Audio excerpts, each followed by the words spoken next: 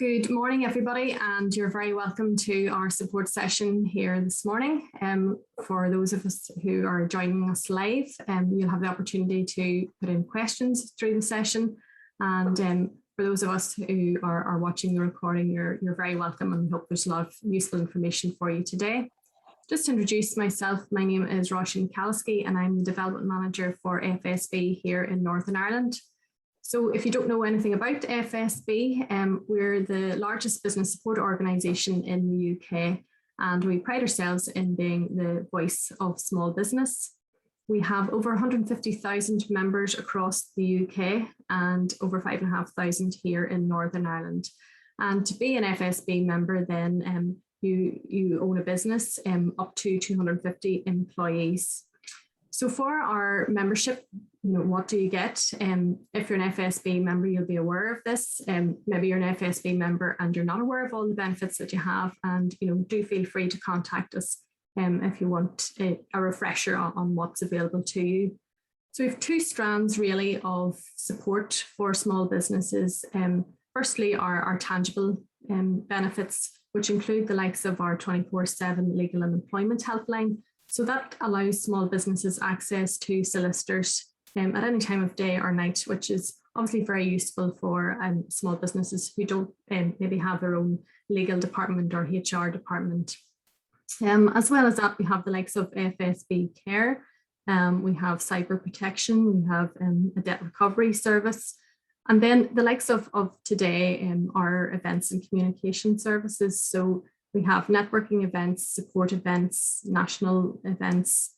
At the minute, quite a few of them are virtual, so it means you can visit a networking event in Brighton or Edinburgh or indeed our own, which happen at the end of each month. As well as that, our members receive a weekly newsletter that sort of details what's going on in the business world and what can impact them. We have a weekly COVID fact sheet. And that's really because over the last 18 months, there's been a lot of information has been coming out from government and coming from the Assembly, and it's really to decipher what that means for small businesses. So our members will receive those fact sheets every week, sort of detailing what that means for small businesses on the ground. Our other side then is our lobbying and campaigning side. So we have policy teams based at local level, so that would be myself working with local councils. We have a policy office based in Belfast, and they will deal with MLAs and the local assembly. And then we have our Westminster team who are dealing with central government. So really we rely on our members to represent small businesses and bring to us those issues that are really challenging their ability to operate their businesses on the ground. We will then flag those issues to decision makers and see if there is some need for change in policy or something that small businesses need from government. So that's really important that, when we call out for surveys or, we ask for members to take part in consultations or roundtables, that we have the voice of small business at the heart of that. So that gives you a bit of a flavour of what FSB does. So today our support webinar is based on managing stress in the workplace. And obviously, as I referred to earlier, the last 18 months have been a really difficult time for all small businesses and indeed for families and communities. And as there are different levels of people returning to work, different ways of teams working together, and obviously that whole arena of mental health in the workplace has been really highlighted over the last 18 months. So our session today, we're delighted to welcome David Beck, who is the Mental Wellbeing at Work Advisor for HSENI. And David's going to give us sort of a flavour of what they offer in terms of managing stress in the workplace, what they can offer organisations and companies and businesses, training resources and all those things. And it's really, I suppose, a glimpse of what is on offer. So it really maybe get the ball rolling, get you thinking about things that you need to consider. And then obviously you'll know a bit more about the resources available to you. So without further ado, I'm going to pass you to David, who will go through his presentation. Feel free to drop any questions into the chat box at any time, and we'll come to those at the end of David's session. So David, I'm going to pass it over to you. Okay, Roisin, thank you very much. And I am just going to share my screen now, and hopefully that is working. And so just as we start, we're going to talk today about the management standards approach to managing work-related stress. But there are three things really at the outset I want to draw to your attention. Just to let you know that we actually have 3 webinars that we deliver to employers. There's this organizational approach webinar. There's a line manager webinar as well, which is trying to see how the management standards can be used in those smaller teams. And there's a webinar on fatigue and burnout as well. And that's for everyone really, and just to recognize what they are and how to manage them. What I would say is the 3 points. First thing is that our webinars actually normally last about 2.5 hours. So this really is going to be the abridged version. We'll be going through this at breakneck speed. There'll be bits that we'll have to leave out, and I've had to think what do I need to leave in and what do I need to leave out. But we're there to talk to you as well, and you can contact us and we'll get those details for you at the end. Second point is that actually of all the 3 webinars, the organizational approach is the most important one to understand, because it's one thing looking for line managers to help manage work-related stress in their teams and even to know about fatigue and burnout. But if the organization isn't changing its culture, isn't putting in the resources, and isn't doing it from that top level, then the line manager is not going to be able to do their role, and the fatigue and burnout is going to occur at some point. So this really is the starting point and the most important webinar, certainly in my opinion. And the third point really is just that although the process, and you'll see this as we go through the risk assessment process, although it is tailored a wee bit more towards organizations with maybe more staff, the larger they get, you're doing focus groups and stuff. So it tends to be with more than 50 staff. However, that's why we do the line manager webinar as well. The principles of the management standards can actually be adapted, still be adapted to suit any structure or any size, including self-employed. So we'll have a thought about that, maybe even if there's any questions or answers and answers at the end there. Let me just move that slide on. Yeah, that's working good. Okay, so what we're going to go through in this session, first thing we want to look at is the difference between stress and pressure. And really what I mean there is between work-related stress and pressure. So you will hear a lot of people in the field of mental health quite rightly talking about stress, saying, well, sometimes you need a bit of stress. And the reason they're saying that is because actually we do have a biological function in our body that you've heard, I'm sure, of the fight or flight response. I think it's actually even fight, flight, or freeze response. And that's a perfectly natural process, and it has at times when it's good for it to activate. So for example, maybe if you're standing at the road, you're about to cross the road, and at the side of your eye, you catch maybe a car coming flying around the corner, and you react all of a sudden without even almost thinking about it. Your body just kicks into action mode because it has sensed that danger.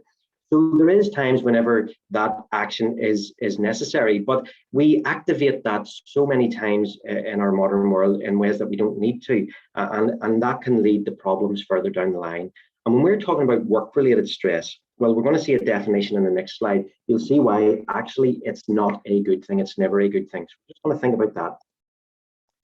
Then critically, we're going to look at the business case. And I spend a bit of time in this, and I deliberately do that because it's one thing knowing what work-related stress is, and it's another thing knowing even how you might go about managing it. But if you don't have the rationale, if you do not see why you should be going to put the effort into managing this, then, well, you're not going to try and do that. So it's very important, the business case, very robust. We'll take you through that.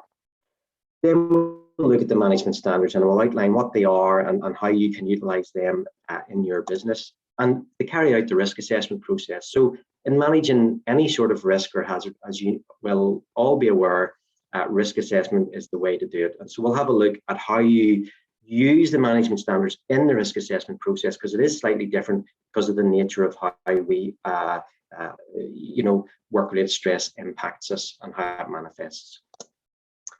So I said there would be a definition there, and we do have a definition from HSEGB, and their definition is that work-related stress is the adverse reaction people have to excessive pressures or other types of demand placed upon them. And really the two buzzwords there, if you like, or phrases are adverse reaction. and excessive pressure. And that's why I would say to people, actually, this is never a good thing. If you're suffering from work-related stress, you're having an adverse reaction to too much pressure. Just to build upon that a little bit, we're going to look at this thing called the human performance curve very, very quickly. And as you see there, it says level of pressure. As I say, some people have these graphs and it has maybe level of stress down there. So they interchange the words, but I want to make sure you don't get mixed up between work-related stress, we've seen the definition of it, and maybe stress that some people talk about, which I would refer to as pressure. So I'm going to use the word pressure. Now, two things to say about the human performance curve. The first thing is that we all have the same stages that are going to come up in this. We all go through the same stages. Okay, so every single person. But secondly, and probably most importantly, and this is what makes dealing with work-related stress, trying to manage it, a much more difficult thing. The level of pressure required, or the length of time of pressure, and the triggers, the things that are causing that pressure are going to vary for every individual. So it is an individual. It's not like dealing with ordinary hazards. So you could have a safety officer that can go around and say, look, there's a tripping hazard. There's vehicles driving about in this warehouse, so we'll need walkways. Someone's working at heights, you need fall protection. You can sort of see a commonality there for everyone.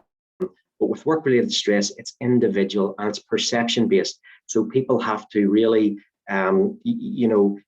get from the individual what the issues are. So very quickly, the human performance curve. You do need pressure in life. You do need targets. So if there are absolutely no targets, you don't have to get up for a certain time, you don't have any particular targets to hit, well then actually your level of performance is going to be low. And that in itself actually can be challenging for a person to get into a rut, and it can be bad for your mental health. So we do need that pressure. And as the pressure increases and you have targets to hit, then you can actually increase your performance, and you can feel good about that because you're being able to hit those targets, you're being able to have that sense of achievement, and it's all good. Now, it's understandable that at times in life, the pressure gets even a wee bit higher, and our performance goes up even a bit further to do that, to meet those demands. And I always use the example of like a finance branch. At the end of the financial year, suddenly you have to get all these reports in and get everything back for a certain time. And the pressure's maybe that wee bit higher. You put in extra hours and working that wee bit more intensely. But that's okay, because that's for a limited period of time. But if that continues on for too long, or the pressure continues to increase, well, then you're going to get to the point of strain. And strain really is where work-related stress is coming in, and fatigue. And your performance is starting to dip. And then, of course, those targets and that pressure, which is increasing, your performance is dipping and you're not hitting them as well. So it's just increasing like a vicious circle. And if nothing is done about that, and it continues on that way, eventually you reach breakdown and burnout. And really, that's a very bad stage to get to. And the longer this goes on, the harder it is to resolve and get back from. Now, I did mention perception there earlier, and I just want to show you this as a quick example. When you look at this picture, some people will look at this picture, and what they'll see is a young lady. They'll see a young lady staring out sort of like a side profile into the distance. But other people won't see a young lady. They'll see an older lady. And some people will see both. And maybe when I mention, you'll maybe be able to see both. The older lady, if you can see the young lady, her ear is the older lady's eye, and the necklace is the older lady's mouth, and vice versa. But the point is, it's just a simple example to show that we all perceive, we see things differently, we experience things differently, we even hear things differently. I don't have a sound clip today, but there is a sound clip where it's the same sound clip, but people hear totally different word from it. You may have seen it on YouTube. If you haven't, look it up. It's called Yanni Laurel. Look it up. It blows my mind. People hear totally different things. So really, that was just a quick introduction to say, that's what stress is, and that's why it's a wee bit more difficult. But why should we go about managing it? Well, the business case is built around three key areas, and that's the financial cost, which is prohibitive. You have the moral responsibility, which for me is the most persuasive. We all are out there working, and we should be caring for one another. We maybe have brothers and sisters, wives, husbands, sons, daughters, other relatives. out there in the workplace, and you'd like to think that that workplace is looking after their mental health, is looking after them, looking after yourself. So we all have a role to play in that. We have that moral responsibility.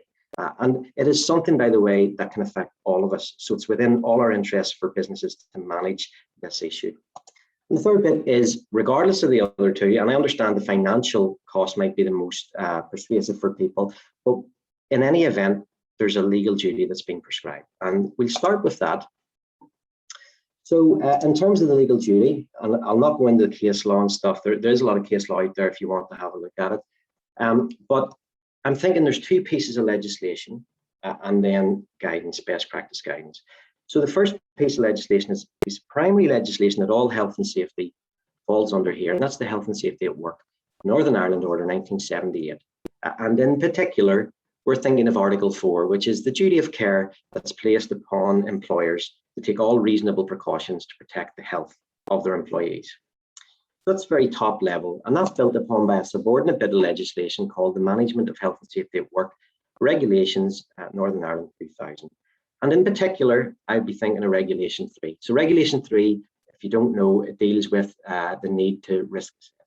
And in the past, people often thought that risk assessment really was about physical hazards, but actually it's also about health hazards, and that includes mental health, and that's where work-related stress gets caught up in that. You are meant to risk assess for work-related stress. And finally, then HSE recognised that this is a difficult thing for businesses to deal with. It's not as straightforward. Where do you start? And so in 2004, they developed the HSE management standards as the best practice approach carrying out that risk assessment. And we're going to look at that. Now, I should say, by the way, also I should mention that actually from a health and safety perspective, there is no specific piece of health and safety legislation that actually mentions stress at this point in time, just to make that clear. Okay, I want to get on to the moral responsibility, and we all have that moral compass, and I really believe businesses should have that moral compass as well. And so 4 wee points just. The first one is that work-related stress can actually exacerbate pre-existing medical conditions. So if you're suffering from asthma or irritable bowel syndrome or eczema or dermatitis, or maybe you get back pain or headaches, they all can be made worse by work-related stress. And actually, maybe even worse than that, in workplaces, we're very good at looking at issues such as asbestos and saying, oh, if you're exposed to asbestos, years down the line, you could develop asbestosis, and that, you die of it. But work-related stress has been linked as a possible causation factor for other health problems such as heart disease and cancer. So this is an issue that also can have long-term health detriments to people as well. And of course, when you think about how the physiological impact on the body that stress has, heart palpitations, increased blood pressure, your immune system is lowered. There's a lot of things that go on, muscle tension in your body, the release of cortisol, et cetera, that you can see how, if you're continually exposed to that will have long-term consequences on your health. So it's something really we need to closely consider.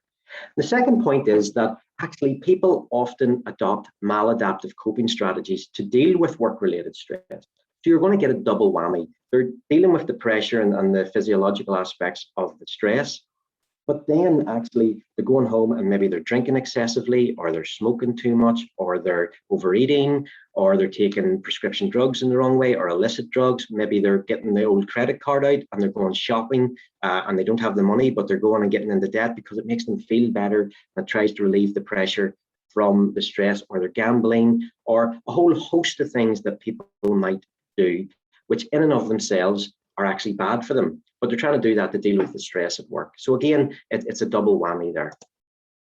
The third point is to touch on societal health. And I think this is a really important point because, the health of our society and the success of our society actually impacts upon the success of our businesses.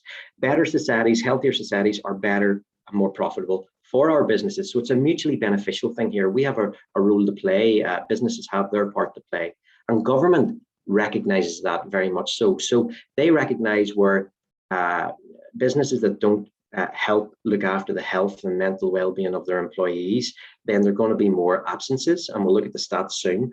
So you're going to have more sickness absence, you're going to have increased welfare, increased cost to the NHS, you're going to have increased poverty and worklessness, and that's all linked into increased crime. There's a whole host, it's all like a holistic way of looking at it. It all ties into one another. So this is something that we can work together to improve. And just finally, I'm just going to mention the historical context, and that's really to say, this is nothing new. This isn't rocket science. This isn't some revelatory, wow, we've never thought of this before. I'll not mention the companies, but if you look online and look for well-being and companies that did stuff with well-being, back in the 1800s, there were big successful companies recognizing the importance of this. And they were doing things like creating a library for their staff, improving the housing for their staff, building it near to the factory, putting extra glazing in so there was more light, giving them a garden, giving them time off, having extra facilities in the workplace, sports facilities. One of them put a gym in the place.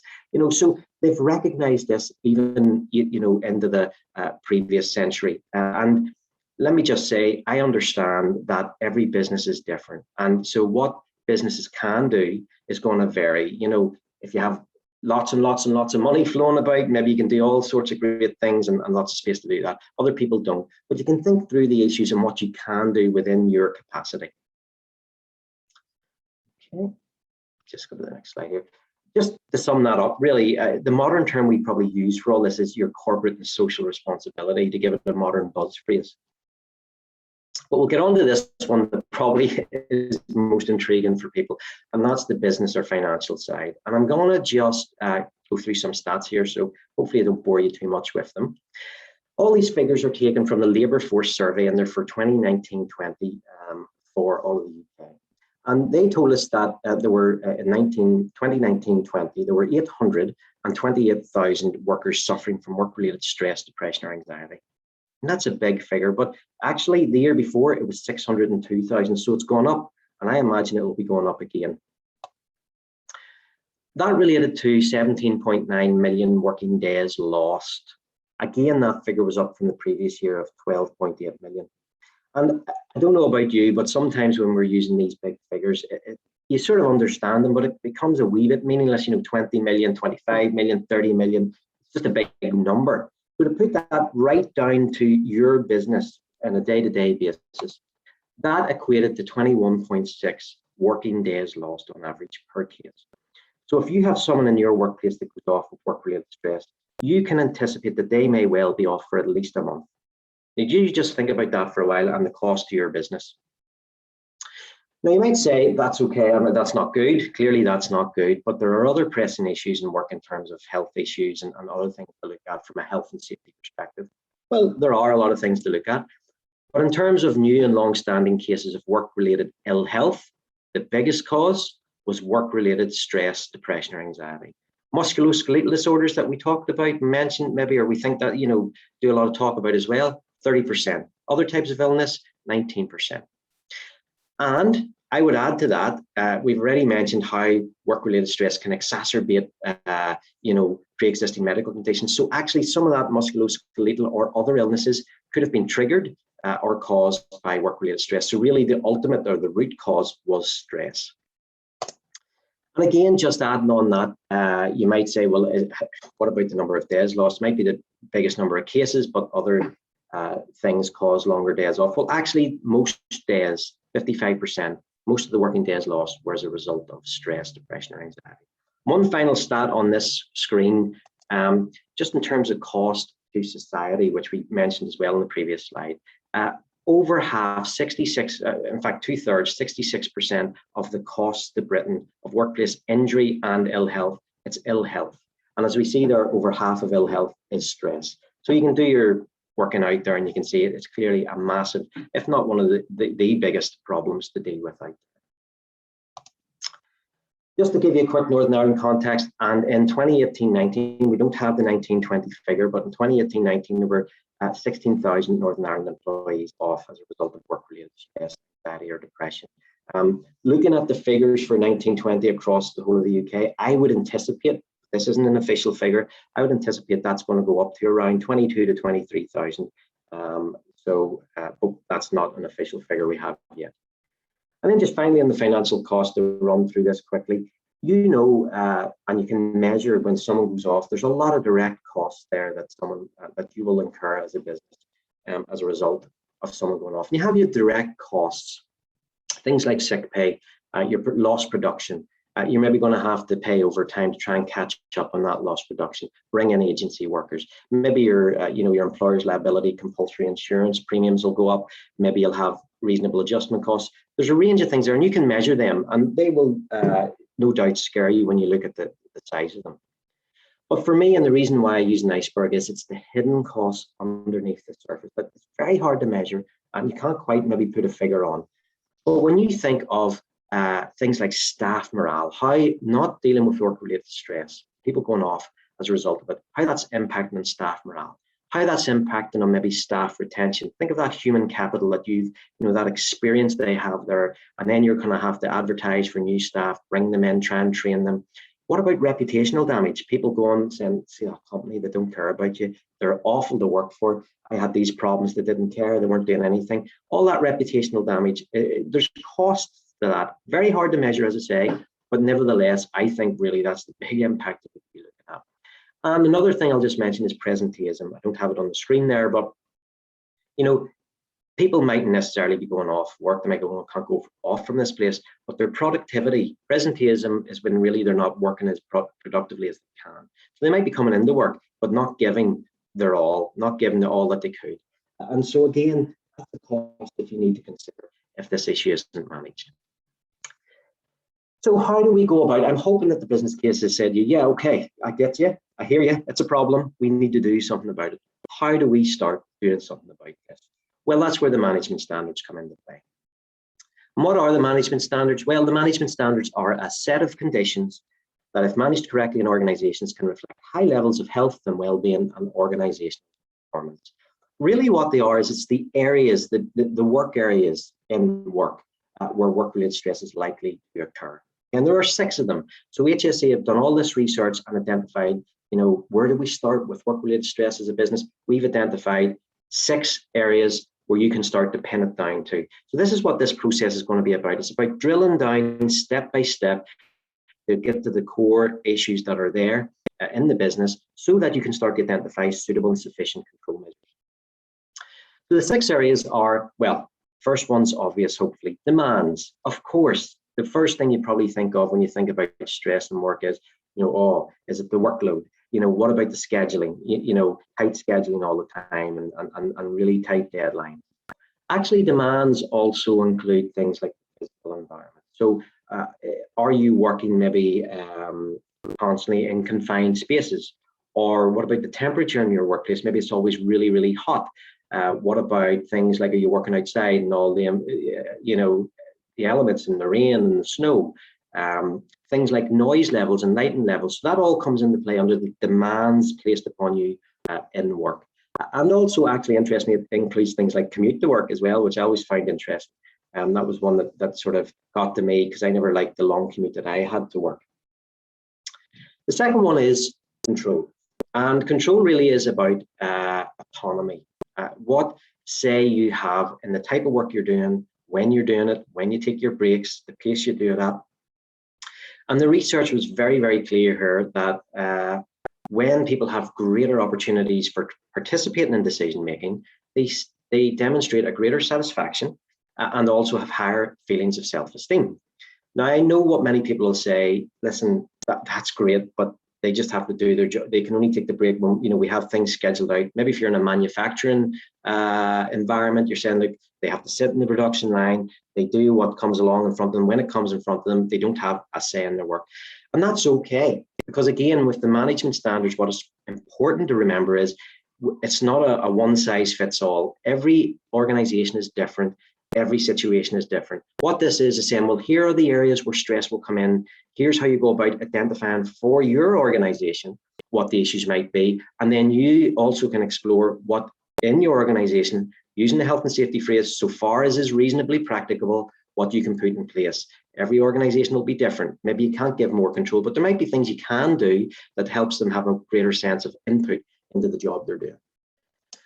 The next 2 I'm going to bring in together, because people often mix them up, and that's support and relationships. And the best way I would explain this is that Support is really more a positive way of looking at it. So it's really the encouragement that maybe, and the resources that the organization will provide for their staff, the line managers can provide, your colleagues, you know, if there's issues going on or you're not sure about a process or you need a hand with something, is that all? Do you feel like you get that support from your colleagues, your managers, the organization? What about emotional support as well? Even if it is something going on at home, you know, is there people there you believe that you can talk to, you can trust, you can sort of, air your issues with? So it's looking at it from, is all these positive things there, that support there? Obviously, if they're not, that's negative.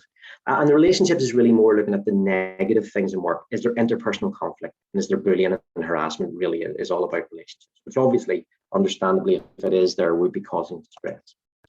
Role is the next one. 2 points about role, just to very quickly mention. The first thing is, it's really about role ambiguity. So again, do you know where the parameters lie in your particular role? Do you know how it fits into the rest of the organization, or what value there is to it?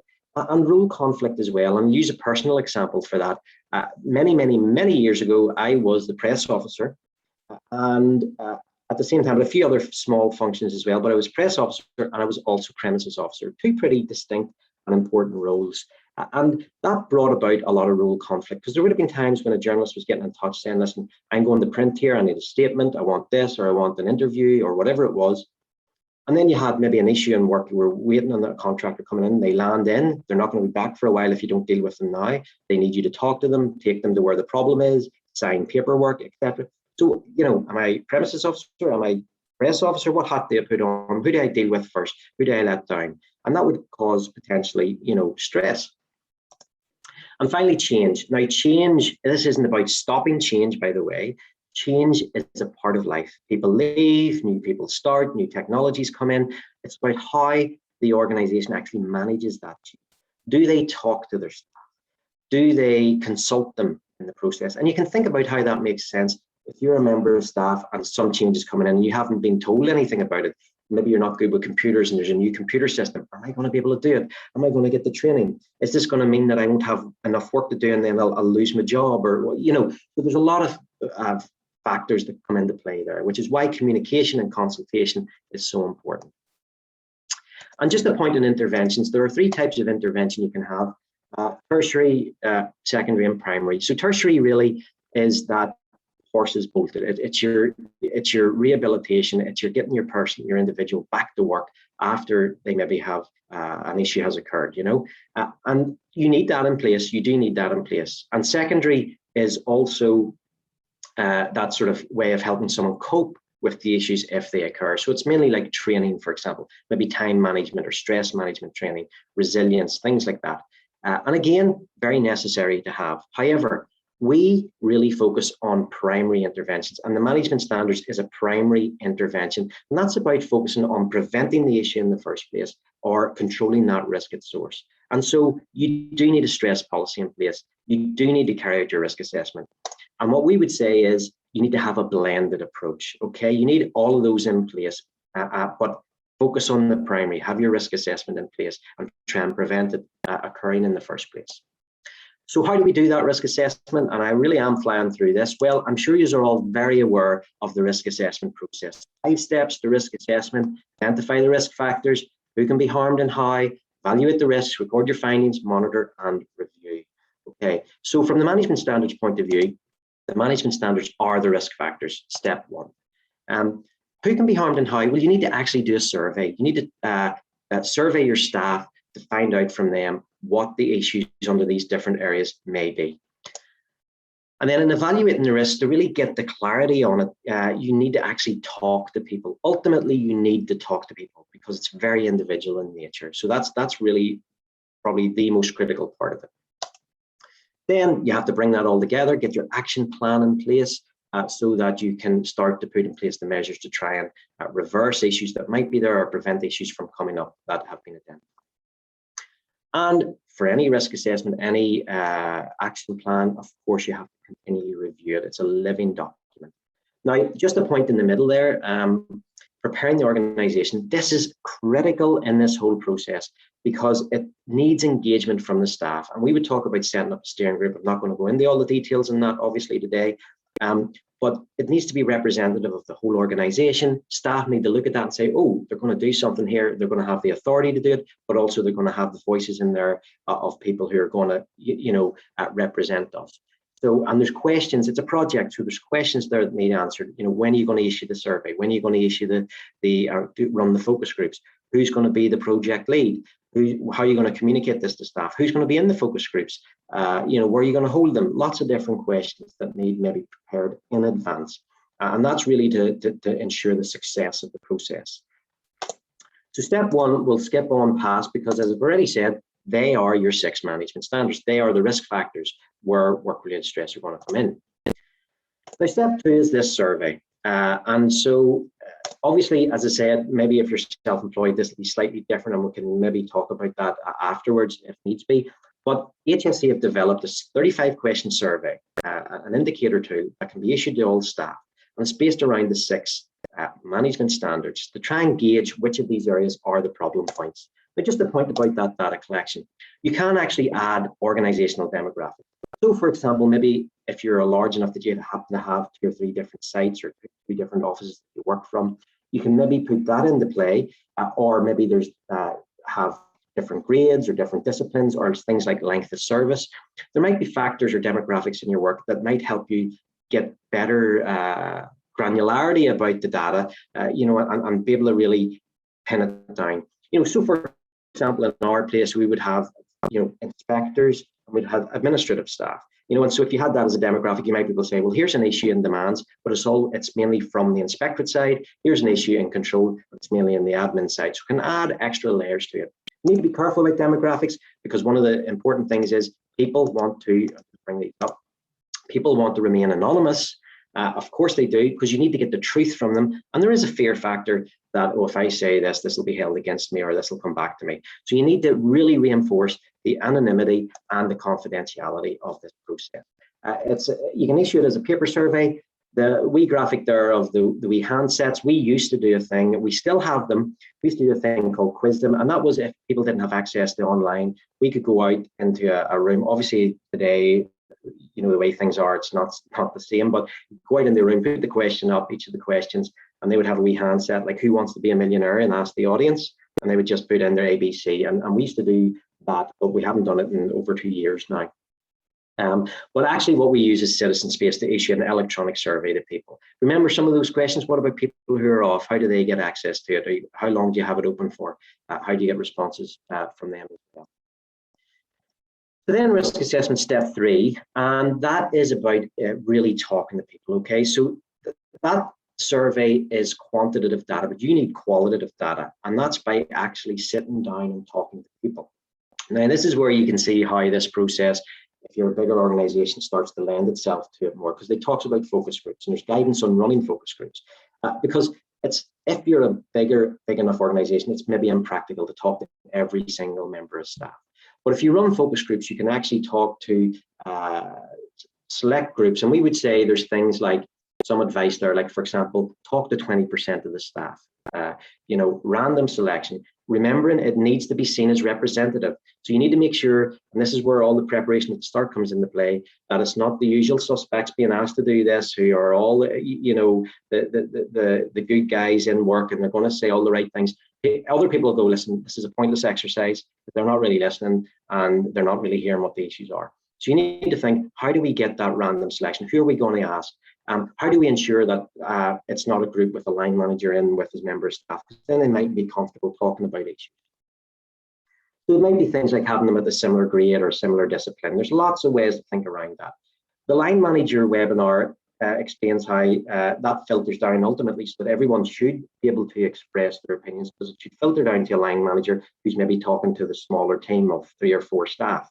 Okay, and that's how the systems that are put in place should allow for everyone to have their voice and have their say, so that you can identify the issues very specifically to each person. Hold about 90 minutes long. After 90 minutes, you really should be through it, or else you're starting to go off on a tangent. Again, anonymous, confidential, we've already talked about that. Venues, where are you going to hold it? You're not going to go to the chief executive's office, are you, to hold it? And he's sitting there in the corner. You know, it's impractical. You need to create an environment where people feel confident to open up and be honest and say, this is what's going on, and this is what the issues are. Otherwise, it's pointless. You're going to put in place measures that aren't going to do anything, aren't going to work, because they're trying to control the wrong issues. You know, how are you going to send those invitations out? Facilitator, who's going to do that facilitator role? That's a very important role to have to, not lead the answers, but lead the process of the conversation through the management standards based upon the survey results. Ask those open questions so you're getting the feedback from people. And we would advise also a note taker, because the facilitator is doing so much in that process that maybe they're not getting everything quite down, whereas a note taker just taking it all down, and then you can compare notes at the end and say, oh, I missed that, or I thought they actually were saying that. So it's all about making sure that you get as clear a picture as possible. Very nearly there.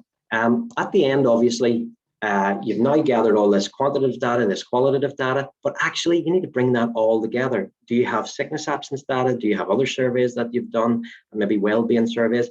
Bring it all in. We're trying to, as I say, create that clearer pictures as we can. Bring it all together and all those potential solutions. Remember, it's not a wish list, and that should be explained in any discussions and focus groups, but it is about saying what's going on and what do you think will help resolve that situation so far as is reasonably practicable within the resources that we have.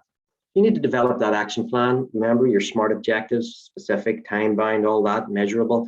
Make sure you have the SMART objectives in place. And then, just like any risk assessment and any plan you put in place, it's a living document. You need to review it. You need to look at it. The steering group needs to look and say, okay, have these actions taken place? You know, are they actually making a difference? Are some of the things really not doing anything and we need to change that? Things like that there. And so it's that process of continuous improvement. And that really takes you through the full risk assessment process. Now, I have missed a lot out there in terms of the detail, and we have detailed guidance on our website about all those steps as well. That's in a snapshot, that risk assessment process. And then I just wanted to point out that all those potential costs that you were going to have if you're not managing work-related stress, all of a sudden you've got these really that become savings and benefits as well, because suddenly you're going to have good reputation. The staff morale is going to be better and your staff retention is going to be better. It's all good for the organization. I should have said about the action plan one. It's just come to my mind there as well, just thinking back on it. When you're putting in place the action plan, yes, you're going to have, this is a long-term thing. This is about changing the culture in an organization and really making a difference long-term. But you should try and ensure, if you can, that there are short-term wins as well, or the things that you can do immediately that you can put in place, that you can demonstrate to the rest of the staff. Actually, they're taking this seriously. Oh, they are making changes. Oh, yes, it is good to engage with them because actually things are happening. So are there short-term wins that you can have in your action plan alongside those long-term goals as well? So just in conclusion about that, conscious of my time, do remember your legal requirement. You do have a requirement to risk assess for work-related stress. It's risk assessment. Do the risk assessment process. Use the tools that are provided by HSE to help you through that process. It's not a blank page. You're not starting from scratch. You do need a stress policy, so make sure you have a stress policy in place. We have been asking our inspectors that if they're going out, they will ask a business while they're out if they do have a stress policy, so make sure you have one in place. And ultimately, it's about individuals. It is a personal thing, and we're all at risk of work-related stress. Every single person in the organization is at risk from it, and you need to try and consider all individual concerns. And we're there, which we're going to look at very briefly now, to provide some advice and guidance. It's just a couple of slides of a few things that we have. Okay, so the 6 management standards. What we don't want is you sitting there with a blank page going, where do I start? Okay, so we try and provide as much help as we possibly can. We have these control measures, we call them the prompt cards. They're around the 6 management standards. Now listen, they mightn't be suitable for your particular circumstance. We are all unique and individual. But what they are some ideas of some solutions that may work in your business for particular issues that might be there around each of these management standard areas. You can look at them, download them, print them off, utilize some of them. They mightn't work, but they're just sort of general points there so that you have some ideas. We also recently, or at the start of the pandemic, we published 2 publications. One is the Talking Toolkit, and that's for line managers. And this is for, it's hard to have this conversation sometimes. And this is for really people who are struggling, or even those who maybe aren't struggling, but it gives them a template to work from. Here are the 6 management standards. Here's a bit about work-related stress. Here's some questions to start the conversation with your member of staff, and how to note down then, what you've been discussing in that and the outcomes from that. So it's some guidance for line managers on that. And if you're a smaller organization, that might be very useful for you. Maybe you don't have, over 50 staff. Maybe you have 10 employees and you're like going, right, okay, there you go. There's a simpler way of going through, of dealing with the situation. And we also produced this mental wellbeing at work at home leaflet. And that really, again, was the environment that many of us were working in had suddenly changed. And so it was about considering what to think about, what are the different circumstances when someone's working at home. So, for example, you had regular team meetings, meeting up every week, in whatever meeting room. So all of a sudden you're getting a Zoom meeting once every 2 weeks, talking to someone on the camera.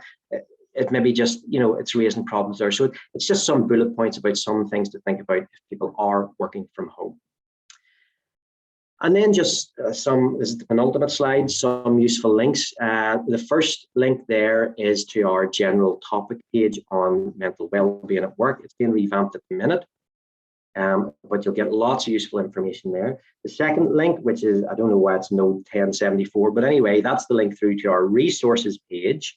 You'll see the wee graphic on the left. You probably not be able to read it, but that's sort of the list of all the resources we have. They're there for employers, for employees, for line managers, lots of different information, very, very useful. Explore that.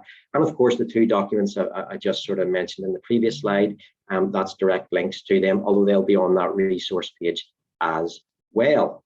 So I did say I would be going through that at breakneck speed. Hopefully I haven't taken too long and I've kept the time, and we have time just for a few questions and answers. So I'm going to just stop sharing my screen. I'm going to hand you back to Roisin for a moment to see if there are. There we go. Thank you very much, David. I'm sure anybody that's watching here now will agree. Such a vast amount of information there, but lots of really interesting things to think about. Now, I see there's just a few comments in. I know we had someone just asking, were those statistics you had at the start there, were they relating to the whole of the UK, including Northern Ireland? I think you addressed that. That's the case. And I suppose when you put it in that sort of context and you start to see like those those days missing from work, it starts to mean a lot more, I suppose, to small businesses and that when they see it laid out like that. Just another comment, I suppose, there from someone else just saying, they heard really like that that some stress isn't necessarily a bad thing, that it is good for you. And I think you addressed that too. Yeah, well, if I could just, I really want to emphasize that, because a lot of people will use this phrase, you need a little stress, and you have to understand the context they're coming from. And, as I explained, they'll see stress. I see that as pressure. You need pressure, you need objectives in your life and targets. And some people will say, that's stress, it's pressure. But when we're talking about work-related stress, you've seen the definition. People are having a negative impact, an adverse reaction, and it's too much. So that's something to be avoided at all costs. So the language, semantics, you have to be careful around that. But what I don't like is people get the impression that, it's okay. They're under stress, but that's okay. Work-related stress is not okay. Pressure in work is fine. Yeah, okay, thank you. Then just during pandemic, background stress levels are very high. How do we deal with people experiencing non-work related stress that is impacting their work life? Yeah, that's a really good question. I'm glad someone asked that, actually, because I probably meant to mention something about it in the talk. But as I said already, I was sort of juggling. There's so much to say. And I know, by the way, that it's been like lots of information.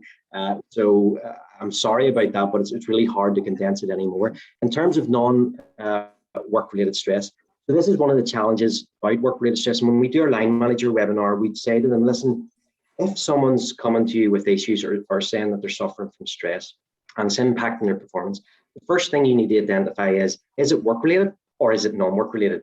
Because look, we have financial pressures maybe at home, or there's family issues, or there's health issues, there's other things going on outside of work. So it's very important to establish, is it work-related or is it non-work-related? However, what we do also say is that, well, from a legal point of view, if it's non-work-related, then as a business, you're not required necessarily to do anything about that because it's not work-related. But what we would say is that the person ultimately going off work or not performing as well at work, or maybe, you know, we talked about how it impacts the person. Maybe it impacts their concentration levels. They're more accident prone. So an accident could occur in work. So all the dangers that flow from stress, whether it's work related or non-work related, still exist for you as a business. So what we say to you is, if it's non-work related, whilst you're not required to do anything about it legally, we would advise that you actually still try and do what you can. You speak to them, say, well, look, what can we do? This could be a temporary issue that's going on at home. Can we make it a bit easier in work for you? You know, do you maybe need to work a slightly different pattern or different hours? Or what can we do in works within reason to try and help manage that situation? That means you're actually going above and beyond, but actually you're helping to try and prevent the person ultimately going off work. Doesn't matter whether it's work related or not work related. If they go off, they're off, and you have all those costs. And also what you really are doing is that person saying, wow, you know, in a hard time for me personally, they went the extra mile and they helped me out. And that means they're going to really engage with you and they're going to give you so much more. Because a lot of these issues, a lot of the stress issues are often temporary in measure. It's, as I said, things that could be going on and a month or two down the line, that's passed, or they've dealt with that and they're back to you know, the great worker that they were in work. So, you know, it's within your interest as a business to manage it, whether it is or whether it isn't. Great, thank you very much. Look, I don't see any more questions coming in there, David, but just I suppose as a first step, then for any small business here today or watching the recording, what would you say they should go and do now? You know, what's their first step here? Yeah, I think the absolute first step is to consider what you already have in place. Do you have a stress policy in place already? If you don't, you need to start working on having a stress policy. If you're sitting there going, I don't have a clue about where to start with this, go to our website, www.hseni.gov.uk, and you can actually go to that. The link will be on the slide anyway. You can go to the resources page. There's lots of information and guidance there as to how you start considering work-related stress and how you start to manage it. The process, to be fair, is a long it can take quite a while. It's a project, you know, as you've seen there, doing a survey, talking to your staff. It depends on your organization. Obviously, if you have 40 or 50 staff, you might go through that process. If you have 10 staff and or 5 staff, you mightn't be saying, well, I'm not going to sit and start doing issuing questionnaires or doing, you know, surveys or whatever. But you do need to think about those stages, about identifying the issues, what the management standards are, and that starts to give you a better idea as to where work-related stress is likely to occur. And it's about talking to your staff ultimately and creating that environment. So as I say, at a first point, I would say maybe go to our website and have a look in more detail at some of those documents and the resources, which explains it better for you about the issues and how you can go about managing it. And talk to us. You know, we're there. There are 3 advisors.